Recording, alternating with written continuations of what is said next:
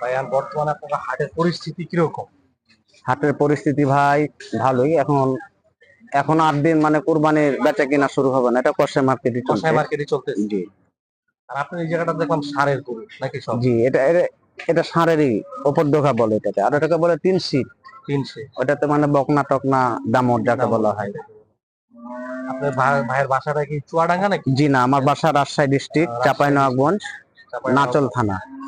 আপনার কি এখন কি এই দুইটাই আছে আপনার গরু নাকি? হ্যাঁ, এই দুইটাই আছে। এই দুইটাই ভাইয়ের এই গরু দুইটা? ভাইয়ের এই গরু দুইটা আমি ভাইকে জিজ্ঞাসা করলাম, ভাইয়ের সাথে কথা যখন বললাম তখন তার কাছ থেকে আমি শুনতে পারলাম যে ভাইয়ের যে গরু দুইটা আছে, এখন এই ছোটো গরুটার চাওয়ার দাম হচ্ছে 1,20,000 টাকা, আর বড়টা হচ্ছে 1,40,000 টাকা। ভাই অনেকগুলো গরু আনছে, তার মধ্যে এখন আছে দুইটা।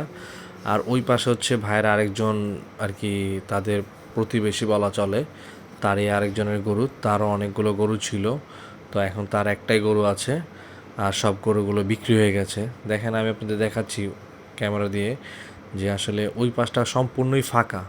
আসলে এখনও তো কসাই মার্কেট চলতেছে, কুরবানির আমেজটা এখনও পড়ে নাই। কুরবানি যখন আমেজটা আসবে তখন দেখবেন গরু আসা শুরু করবে, তখন হাটগুলো ভরপুর হয়ে যাবে, কানায় কানায় গরু দিয়ে ভরপুর হয়ে যাবে, তখন আসলে ফাঁকা জায়গাগুলো আর দেখা যাবে না।